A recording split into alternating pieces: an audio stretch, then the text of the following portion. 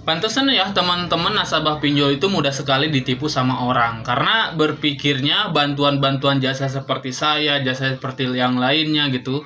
Itu tuh dibantu itu untuk masalah pinjolnya itu supaya tidak ada teror penagihan dan hutangnya menjadi lunas gitu kan. Pantes. Kalau cara berpikir kalian seperti itu pasti mudahnya ditipu daripada dibantu. Gitu, ya. Kalian harusnya pahami dulu dasar aplikasi itu kayak gimana. Jelas kalian posisi ini nggak bisa bayar, butuh bantuan. Bantuan itu bukan bantu bayarin, kalau bantu bayarin itu harus punya uang. Bukan minta bantuan jasa, kalau seperti itu nggak ada jasa yang bantu bayarin hutang kalian. Gitu ya. Tapi justru karena kalian nggak punya uang untuk bayar, bantu bimbingan supaya saat tidak bayar hutang pinjol kalian lebih aman. Bukan nggak ada teror, tapi meminimalisir teror. Utamanya ke diri sendiri, nggak mau ditagih ya tetap harus dibayar, ya. Tapi minimalisir ke diri kita sendiri dengan cara mengaktifkan pemblokiran. Itu ada langkah-langkahnya. Paling utama itu bukan ke diri kita sendiri, tapi supaya bagaimana tidak teror ke orang lain atau disebutnya penyebaran data. Itu yang dibantu oleh jasa-jasa. Jadi meminimalisir hal-hal resiko gagal bayar yang fatalnya. Itu. Tahu nggak, dasar pinjol itu kan ujungnya selesai. Mereka itu ada asuransinya. Anda mau tidak bayar pinjol Anda jalankan sendiri, ujungnya sama, selesai, penagihan pun hilang.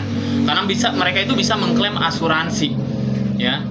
Jasa ini fungsinya untuk apa? Bantu kalian meminimalisir ataupun menjalankan, ya, ataupun paling jelasnya adalah mengarahkan apa yang harus dilakukan saat gagal bayar supaya lebih aman sampai mereka si aplikasi itu mengklaim asuransi.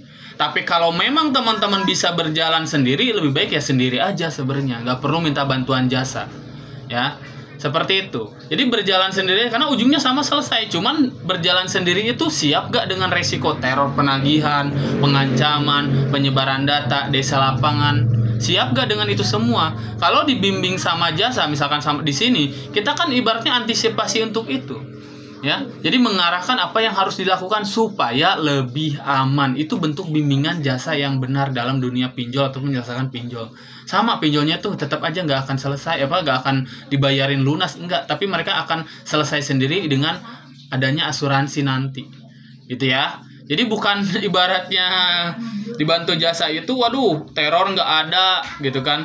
Hutang menjadi lunas. Nah, pantesan kalau Anda berpikir seperti itu, nyari-nyari jasa yang kayak gitu mau mudahnya ditipu. Suruh bayar sekian, penghapusan data, tagihan jadi 0. Ya pantesan ditipu sama orang. Kadang rata-rata kayak gitu nasabah awam itu. Ditipu mudah, digiliran dibantu itu susah banget. Lucu ya.